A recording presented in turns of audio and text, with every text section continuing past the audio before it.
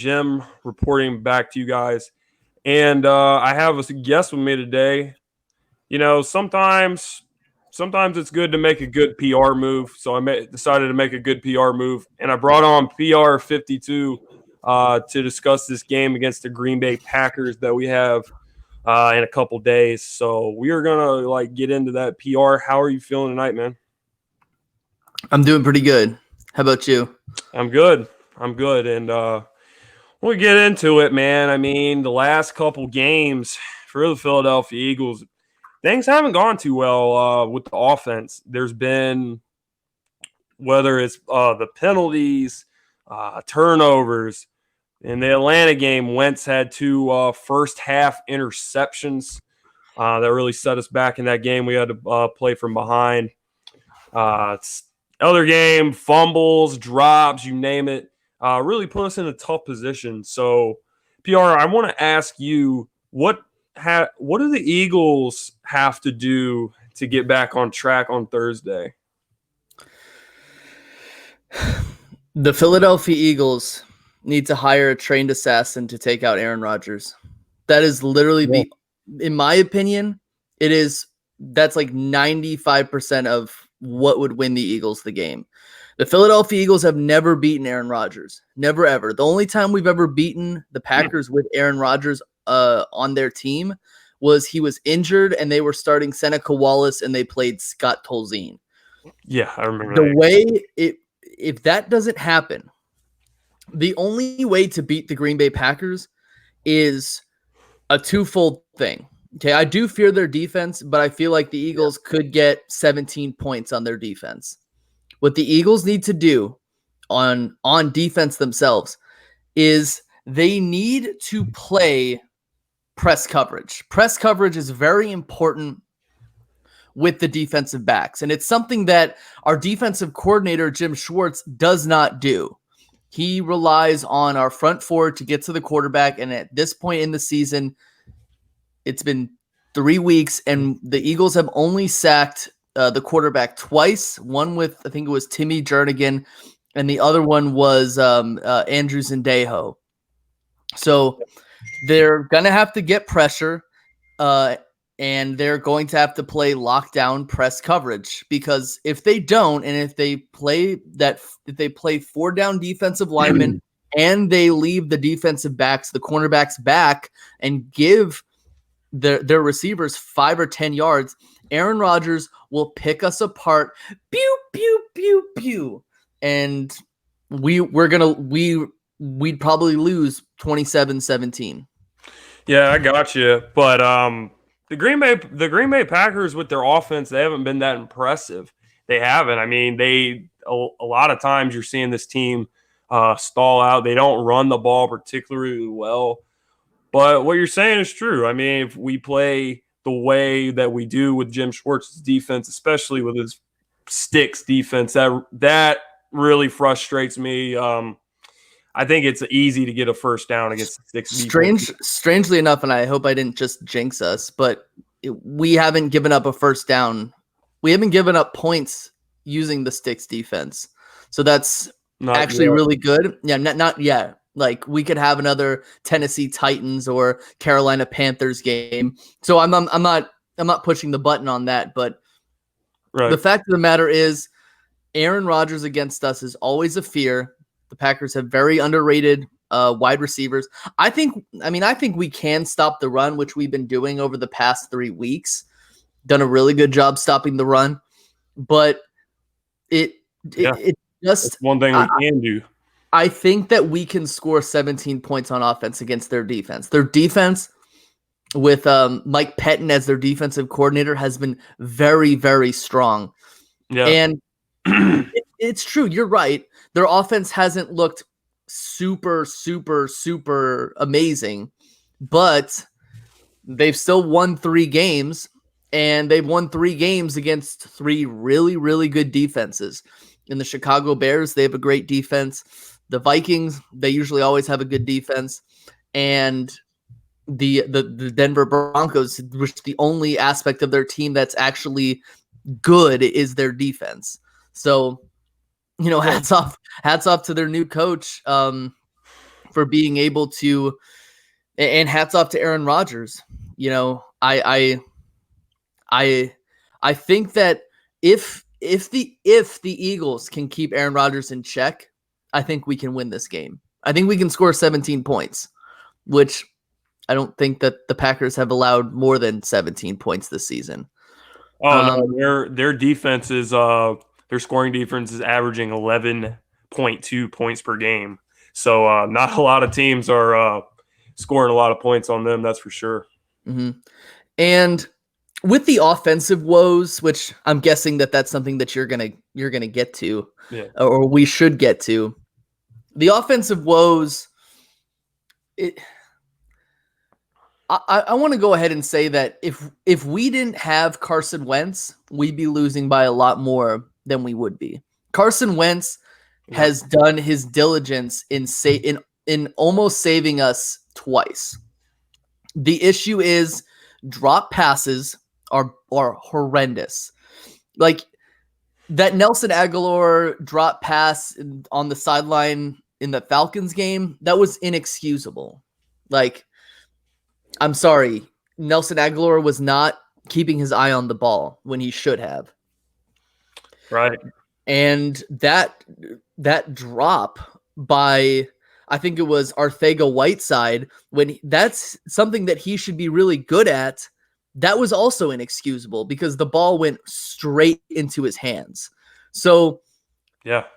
If I'm going to blame Carson Wentz for anything, obviously it's that the first half interceptions in the Falcons game and really 2 drives in that Lions game. Just 2 were bad drives by Carson Wentz. Just 2. If the drops keep happening, Carson Wentz will lose confidence in his wide receivers, and he will start to lose confidence in his abilities, much like we saw with him in 2016. Yeah. You know, so that's how I see it there. That's a good point. One thing I'll say though about our offensive woes is it's a good thing that Alshon Jeffrey was a full participant in practice today, and Doug Peterson does believe that he will be back. So that's at least something. Really didn't have any reliable receivers. Really didn't have any reliable receivers for the better part of the last 2 games. Alshon Jeffrey and Deshaun Jackson, they only played a few snaps in the Atlanta Falcons game, and then all of a sudden they're disappeared, and we have no idea what happened to them. Then it was a very mysterious night when all of that was going on. But I feel like with Alshon Jeffrey being back, Carson Wentz finally has someone that he knows he can rely on. Alshon Jeffrey had 2 touchdowns in the opener against Washington. And whenever you need him to make a tough catch, he will do it. He battles for 50-50 balls.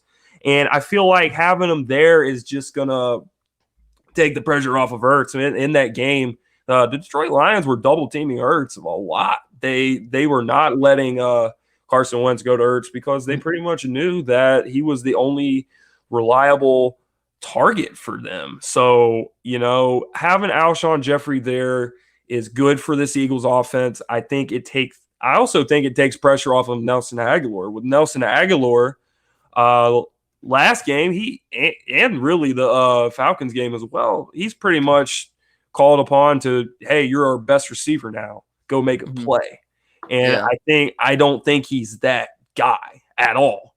So I feel like having Alshon Jeffrey, who can be that guy, and then you have Goddard and you have Ertz, and you can attack the middle of the field. But most of all, this Green Bay Packers defense is very good. But one area that they're really bad at is stopping the run. And the Philadelphia Eagles can run all over the Green Bay Packers if they want to. But will they? It comes down to Doug Peterson. Doug Peterson has to stick to the run game. He has to commit to the run game because that is the weakness of their team.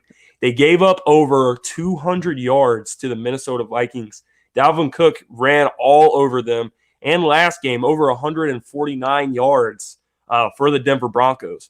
And you have a great offensive line that you can rely on. And you have Jordan Howard, who's a bull Miles Sanders, he was a little bit loose with the football, fumbled twice and in the on the same drive within a couple of plays. Back to back. They were back to back plays. Back to back plays. So, but before they put Sanders back in, Jordan Howard had a few really good runs, and Jordan Howard is a proven guy in this league. He's done really well. He's been the third leading rusher in the NFL since he was drafted in 16, besides Ezekiel Elliott and Todd Gurley are the two guys ahead of him. So, that's pretty good company for Jordan Howard. Yeah. And Jordan Howard he has a physical style of play. I think he can beat up this Green Bay Packers defense, and that's really what you need to do late in games. When you get late in games, teams kind of don't want to play this physical style of play, and these defenses get so tired. And then, if you have a powerful back coming downhill at you to hit you in the mouth, that's Jordan Howard. Teams are not going to want any part of that. So that's really how you can defeat this Green Bay Packers team is you run the football, you control the clock, you keep Aaron Rodgers off the field. If you keep churning time off the clock and you keep getting first downs and you get this ground game rolling, Aaron Rodgers is not going to have all the opportunities to go out and pick our defense apart. It'll give our defense rest. Yeah. So those are really the keys that I see the Philadelphia Eagles, if they want a chance to win this game and get to 500 before they go back home and play the Jets. I agree with what you're saying, but I also want to say that everyone gave Nelson Aguilar a hard time, which he deserved it. He deserved to have people in his face. Joseph Santoliquito was calling Carson Wentz a bully. Honestly, the whole team should have just gotten in his face and bullied him. And the great thing is, in the second half, the guy was flawless. The guy had 2 touchdowns. He was able to break 4 tackles to get into the end zone for the touchdown. So a lot of respect for him, but he was one of the reasons why we lost that game. Absolutely. And then with the running game, I want to see this team run under center. I want to see Carson Wentz under center. I want to see this team run some counters. I want to see this. I definitely want to see Jordan Howard just go blow for blow up the middle, get a running start doing so. I want to see him do that. But knowing this team, it's just something that doesn't happen. Yeah. We're in this spread shotgun mindset, and I just don't know why. I know that that's the method of play that we've been using the last 4 seasons, but I don't like to see the quarterback in shotgun every time, because what is shotgun? Shotgun is a pass formation. Shotgun's one of those formations where, Ertz does get a lot of his abilities to get open based off of zone read and RPO concepts. Mm-hmm. But the fact of the matter is, I just don't like the fact that the Philadelphia Eagles pass the ball so much. I know we've been down for most of the season. I know we haven't had the lead for most of the season, but I don't know why the Philadelphia Eagles are currently not doing this. It just frustrates me to no end, because 65% of the time we're going to pass the ball anyway. Mm-hmm. And I just don't have – I like Doug Peterson. Right. Okay, Doug Peterson helped give us Eagles fans the one thing that we've been begging for our whole lives. I don't know how old you are, but I've been waiting for almost 20, 25 years. And we finally got it. And now that we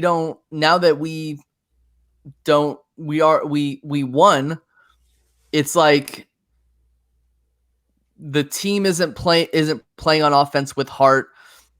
You see Carson out there giving his body, putting it on the line, and the offensive line didn't play with heart against the Lions in any way, shape, or form of capacity. They should have manhandled the Lions defensive line. And that's just how it is. Our defense, we allowed yardage the year we won the Super Bowl, but I don't know. It's tough. Yeah, I mean, I know what you're saying. It's really aggravating when it comes to Doug Peterson in the run game. He loves Miles Sanders, and Hmm. he likes Jordan Howard. And Yeah. what I mean by that is the reason why he doesn't leave Jordan Howard on the field is because he's obsessed. He's obsessed with running backs who can catch the ball out of the backfield. That's why you saw even in previous years with Jay Ajayi and LeGarrette Blount. You know, you had early in that 2017 season, it was before we got Ajayi, but when we had Blount and we had Sproles, he used Sproles a lot, and people were like, well, where's Blount at? And at the beginning of last year, in the opener against the Falcons, Darren Sproles got hurt in that game, but before he got hurt, he was using Sproles a lot. He's used Miles Sanders a lot. So even though Jordan Howard is our best bet to establish the run and keep this run game going, he's going to leave Miles Sanders out there because Miles Sanders is the one that's more explosive and he can catch the ball and he can do the other things that Doug Peterson wants to do with the playbook. So that's really the reason. But I really feel like they should leave Howard out there. Howard's a veteran. Howard knows what he's doing. He's been in situations. Miles Sanders is still a little bit raw. He will improve with all of these fumbling issues, I hope, over the course of the season. But he's a rookie. He's played a few games. He's not ready to be that full-time lead back. We hope that he can develop into that, but Jordan Howard has already shown that he's a lead back. He was a lead back for the Chicago Bears, and he's had some good runs with us. So Jordan Howard is a 2-yard runner at minimum on every play. A 2-yard runner. He falls no forward. hole. He'll just fall forward. It doesn't even matter. Yeah. And that is what we've been missing for a while because the Philadelphia Eagles, the way we've been playing for the past few years, we haven't been able to get 1 yard, 2 yards. Jordan Howard can get us 2nd and 1, 2nd and 2, 3rd and 1, 3rd and 2. That's how important he is. Now, I understand like the Eagles want to play this running back by committee kind of thing, which I don't mind. I don't mind that at all. I don't mind not having a featured back. However, what I do mind is the fact that you have a guy who's hot and you're taking him off the field. Now, if Miles Sanders, he had some really good catches in that game. A lot of really good catches in that game. If Miles Sanders is going off and he's doing his thing, keep Jordan Howard off the field until the 4th quarter.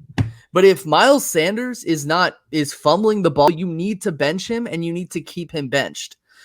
And again, I don't know if you were as active in the offseason.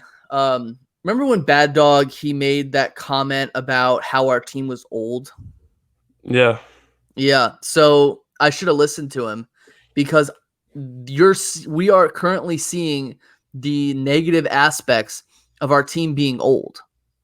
Not that I would not want to have a Brandon Graham on the team, or I wouldn't want to have a Jason Peters or a Darren Sproles or a Malcolm Jenkins. I mean, bless the Lord for Malcolm Jenkins. Yeah. He is one of the most underrated players in the NFL. But the fact of the matter is, Deshaun Jackson, even, these players are old. And you need to replenish that talent. You need to part ways with those players. And that's what Bill Belichick has been able to do his whole career. That is what the Seattle Seahawks have been attempting to do. And with a modicum of success, maybe not Super Bowl or playoff success, but they've been able to do that. They've been able to get these guys off out of their team and replenish the talent. And we haven't been able to do so. You look at the cornerback position, a lot of people give our cornerbacks hell. A lot of people. But again, I don't believe that we have a lack of talent at the cornerback position. When I look at our cornerback position, I see Avonte Maddox as a guy who's a man corner. I see Sidney Jones as a guy who's a man corner, and they play zone. I don't get it. I know I just like morphed points. I just changed the subject, but I don't get it. I don't get the fact that we've had man corners for the past 10 years. And as an organization, we haven't played man defense. I just don't understand it. Now, Rasul Douglas, he's not a corner. He's a safety. No. He is not a corner. He is the replacement for McLeod or Jenkins at safety. That is what he is. That is his identity. And yeah. Yeah, I mean, Jim Schwartz is really stubborn when it comes to this defense. I think the reason why he doesn't play any bump and run coverage with these guys is because he just doesn't believe in them. He doesn't think they're capable of that. He doesn't think he doesn't think they can be physical enough, and that's a problem with Jim Schwartz, not the players.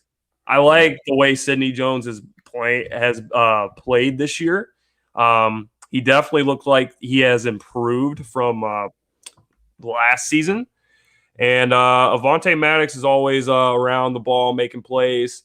I really liked him. He really came on strong after Ronald Darby got hurt. And that brings me to my next point about the secondary. Ronald Darby, he's been the one that's been, he's the one that's getting torched, and he's the one that's getting killed. And he's the one that these quarterbacks, there was one drive in the game where Matthew Stafford went after Darby. He threw to Darby's side every single time they threw the ball. They threw it to his side. Mm-hmm. I feel like Ronald Darby is a little bit of a weak link in this defense. I don't think he has a short memory. Like when he gives up a big play, I kind of feel like it gets in his head. Jalen Mills, I can talk about how Jalen Mills bites on double moves all night long. But one thing I'll say about Jalen Mills is he brings attitude and toughness and swagger to the defense. And if he gives up a big play, he puts it behind him and he plays hard. He'll come up and make tackles. I don't see that with Darby. Luckily, Darby's injured and is missing a couple of games. So Darby it's still interesting. I feel like I haven't been paying much attention to how he's been lined up. But hey, we saw how Schwartz played the Atlanta Falcons in the second half in week 2, and we dominated. We dominated basically outside of one play. We dominated that second half. Okay, the score was 17 to 6 at halftime, and we made it 20-17 into the fourth quarter with the lead to make. Yeah. And one play we got aggressive and got screwed over on a illegal block in the back that was not called. And I don't know if you want to talk about the officiating, because I have a few gripes with the officiating. We deserve to lose that Falcons game, but it doesn't make it feel any better when, blatant. It's just blatant. I'm sure that there were things that should have been called on the Eagles that weren't, but it just sucks that it's a scoring play and it's that one scoring play, and that's where it happens. But Jim Schwartz, he played that second half like it was his ass on the line, and we stepped up. And then ever since then, just went right back to same old Jim Schwartz. When Jim Schwartz feels like he needs the defense to step up, they do. But when he's like, oh, we'll let the offense, we'll play a let's outscore you kind of game. And when you're fumbling and you're throwing interceptions, you can't play that outscore you kind of game. And it's actually kind of interesting that I've noticed. I don't know if you've noticed this, but every time we score on offense, we allow points on defense. Every single time. Like we'll go a few drives with making them punt. Like at the end of the game, right? Making them punt, making them kick field goals. every time we score a touchdown, they will always score a touchdown. It's almost clockwork. Yeah, I mean, you can't rely on this defense at all. I mean, sometimes in a game, most time coaches will, they win the toss, they'll say, all right, we want the ball in the second half, because you get a good drive going at the end of the half, you put points on the board, even if it's just a field goal, and you come out and you get the ball to start the second half. You got a little bit of momentum there. But, if we do that, we defer and we kick off and our defense is on the field to start the game. That's a moment where, you're like, all right, it's beginning of the game. We want to set the tone. Our defense cannot set the tone at all. Even in the last few years, I've seen bend but don't break from this defense on the first drive. But all year long, it seems like for 3 weeks at least, it's been this defense is just going to give up long drives, or they're going to get torched. They're going to give up a big play. Teams are going to find every way in the book to put points on the board. So you're right about that. The defense needs to step up. I don't know what Jim Schwartz has planned for this week, but Jim Schwartz he's got to do something, because we're not just playing any other quarterback. We're playing Aaron Rodgers. He needs to bring pressure and bring disguise pressure. It just needs to happen. We need safety blitzes. We need the ball to get out of Aaron Rodgers' hands fast, and we need to play bump and run man defense. It needs to happen, because again, our talent is not bad. We don't have bad talent. Mm-hmm. It's just the coaching is not there. It's just not there. And I mean, coupled with the poor officiating, you saw Miles Sanders. Oh, absolutely. He got his head whipped around. I am surprised that his head is still attached to his body. I really am. That could have ended his career. And it reminded me of that one time when Nick Foles, he almost got decapitated by Jadeveon Clowney, and the ref was like looking at it, they're like, what? And I don't know, that makes the only thing I will say about the officiating in this game, I will say that they did miss a lot of roughing the passer calls on Matthew Stafford.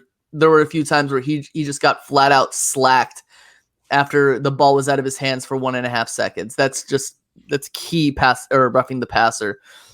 But those were the 4 weakest offensive pass interference calls that I've ever seen. Boy. Yeah. I agree with you. I hate to blame officiating. We deserve to lose this game against Detroit because we fumbled twice. Mm-hmm. Okay? We deserve to lose this game. But you can't tell me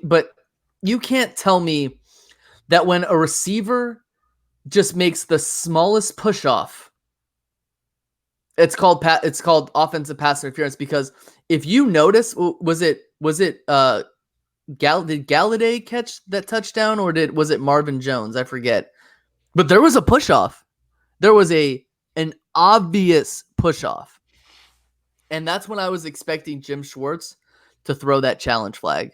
I thought he should have done it right on that play. But yeah, I don't like to do that. I don't like to blame the officials, but it's bad. It's horrible. I've never seen it like that.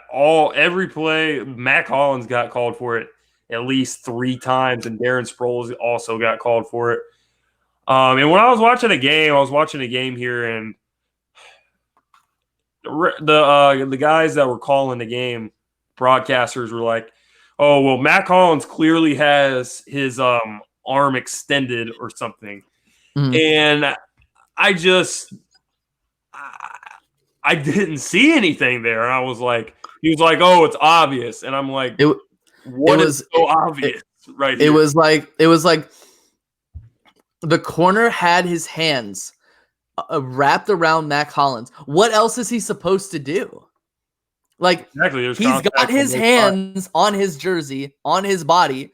You have to push off. And it was the same thing with that Darren Sproles play. The corner wasn't even looking at I don't even think the corner was looking at the ball. I could be wrong about that. I don't really. I try to block it out, but again, that wasn't the reason why we lost the game. No. We should have. It should never have come down to that. It's it's tough to lose a game like that, and I'll tell you this: the Packers, in my opinion, have a way better offense than the Lions do, and they're at home. So that makes things even more difficult for us. I mean, we actually got to win this game. There's a lot of things we're going to have to do. First thing is we got to take care of the football. Second thing is, like I said earlier, if you really want to win this game, you'll exploit the Packers' defense, which is stopping the run. And the receivers got to step up. Alshon Jeffrey's back, so you get a boost there. Dallas Goedert and Zach Ertz, how much will the Eagles use their 12 personnel? We'll have to see about that. I would expect that they would use it a lot now that they have Goddard and they have Ertz out there. What are they going to do? They cannot start off slow. No, and I did like the fact that they no huddled at the beginning of the game. That was a taste. That was a tasty treat right there, because I didn't think it was going to happen. But if we need to no huddle to start off the game fast, then we got to do that. They just got to play sound, and they have not been playing sound this year on defense. So I think the defense is my biggest worry. Mm-hmm. I think Wentz will throw a touchdown and an interception, regardless of what the outcome of the game is. I see their passing defense being very stingy, like it has been. We just got to run into their faces, right up the gut, just right in their face. And we're going to have to make some plays on defense. We're going to have to make some plays on defense, because if the game is 10-6 at halftime and we're losing 10-6, it's not that bad. But if we're down 17-3 at halftime, I don't think there's any way we're coming back. No. And it's not because Carson Wentz can't come back. It's literally just because your defense. I think of that. Yeah, the defense is not doing anything, and by that time, I'm sure the receivers are dropping passes. Yeah. I don't know. Yeah, I don't know if you want to talk about Deshaun Jackson. I think he's got a sports hernia. I really do. I have no idea. I really do think he has a sports hernia. And I think the medical staff is so bad they're not going to diagnose it. But hopefully he doesn't. I hope he doesn't. See, man, but that's pretty much what happened to Mac Hollins last year. He ended up with a sports hernia, but everyone thought it was a groin injury. But there was like multiple things people said was going on with Deshaun Jackson. Now it's an abdomen. That's what his injury is listed as, but I've seen it listed. That's what a abdomen groin. That's a sports hernia. That's where it comes from. And no one knows, and I guess when he plays 2 weeks. They said 2 weeks, so it's just amazing to me that he had that injury week 1 and he still practiced. That's just amazing to me. And he comes into the game against Atlanta and he doesn't do anything. It's just amazing. Very mysterious. I don't know. He really is. What was that? There was one more thing I was going to say about this Green Bay Packers game. Mm-hmm. Lane Johnson said something after the loss to the Detroit Lions. Yeah. He's like, you know what? Go ahead and chop us down. If you're going to chop us down, come chop us down. And we see it every year that when this team is backed against the wall like this, that is when they come out and they perform. That's just what they do. And this game smells so much to me like the Los Angeles Rams game from last year. Yeah, it does. It was after when we were going to play the LA Rams, coming off a loss to Dallas, a lot of bad calls in that game. Dallas pretty much locked up the NFC East with that win because they already had a lead in the division, already beat us in the first meeting. Yeah, So they won. They won 2 weeks. They got the division after, or 2 weeks later, after beating Tampa. right. So it looked like, how can we make the playoffs? It's going to take a miracle. We're going to have to, first of all, we're going to have to run the table. Second of all, we're going to have teams help us. And when we're talking about running the table, guess what? We got to go to LA to play the Rams, who went to the Super Bowl that year, who was the number 2 seed in the NFC, and also had to play Houston at home, who also won the AFC South. But this game just smells a lot like that game. Like we just pretty much felt like there was nothing to lose. Nobody thought we could win. And then Nick Foles went out there and he played as comfortable as you can see a guy play. The whole team rallied and we got it done. So I kind of getting that vibe back. Alshon Jeffrey's back. I think we got a good chance to win this game, and I feel like we have more to play for than Green Bay does. Green Bay's 3-0. They have a game against Dallas after this. They'll get 10 days to get ready for that, but they have less to play for than we do. Doug Peterson, I'm counting on his preparation as a head coach. He's more experienced than Matt LaFleur is. This is Matt LaFleur's first rodeo as a head coach. I need Doug Peterson to really put together a good game plan because we need a win. Because starting off with 3 losses in the NFC when you're trying to make the playoffs, playing in a tough division, Dallas is 3-0 and they've got to play Teddy Bridgewater. They should win that game. So we're going to be chasing them. So we gotta do what we gotta do to win this game. I pretty much consider this a must win. It is, and I see the comparisons that you make with that Rams win. I think really the only difference in my mind with that was the fact that Rams game was a home field advantage for us. There were more Eagles fans in those stands than there were Rams fans. That's number one. Number two is I feel more comfortable playing Sean McVay than I do playing Aaron Rodgers. I just do. There's just no ifs, ands, or buts about it. Sean McVay is the best regular season offensive play caller in the NFL right now. But Aaron Rodgers picks us apart every single time we play him. Yep. And that's my only fear in this game, that the defense is going to just get mollywopped by Aaron Rodgers. We can win this game. It's possible, but it's not probable right now. Yeah. It's doubtful. If we're looking on the scale of injuries, it's doubtful. But we can win this game. It's possible, but not probable. It's not even questionable. But it is possible. It is definitely possible. So like I said, to just go with your point about, Aaron Rodgers. Aaron Rodgers, he'll kill this secondary if he's given the opportunity. So that's why I say don't give him the opportunity. Run Jordan Howard, have him on the field as little as you possibly can have a guy on the field, and you're going to have a really good chance to win this game. I think Jake Elliott is going to be the hero, and we're going to win by field goal. Yeah, he's going to have to be. And I agree with you. I think that usually we defer when we do the coin toss. I think we've won 2 of the past 3 coin tosses. I think that if we win the coin toss, we need to receive the ball. Yeah, because set the tone. 10 years ago, if you won the toss, you would always receive. Now the NFL copies college. If you win the toss, you always defer. If we win the toss, we need to receive. That's what we need to do. We need to run that no huddle. We need to, if we get 3 or 4 first downs, we need to just freak the living crap out of them. We really do. And I agree.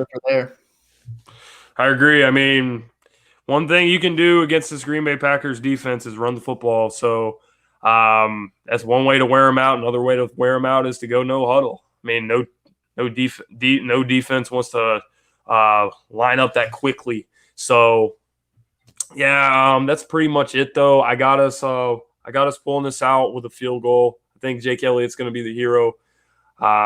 Coming out firing would be a good thing for this team to do if we get the ball first. He's going down the field, getting a scoring drive, will set the tone, and I think I think some of that juice from the offense can carry over to the defense. Also, Kamud Grugier-Hill is back this week, and I feel like him being in there, I think he can make some plays and bring a little bit of more juice to the defense. That's amazing that he's back so quickly. He was supposed to be out for like 2 months. Yeah.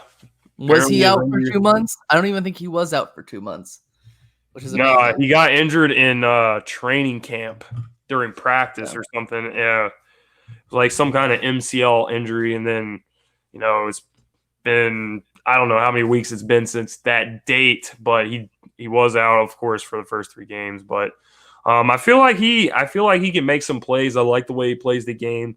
He has a little bit of an attitude, and I really think his bread and butter is pass coverage. I think he's good at covering tight ends. So with that being said, that's pretty much it, guys. Unless PR, you have anything to add to what I just said? I do not. I think this was a good conversation, and thank you for having me on. Absolutely, guys. And if you haven't done it already, subscribe to PR52. Makes great Eagles videos, Techno Bowl videos. Those are really cool. I watch them all the time. But yeah, if you guys haven't, check them out. And that's pretty much it, guys. Thanks for hanging with us tonight, and we'll see you next time.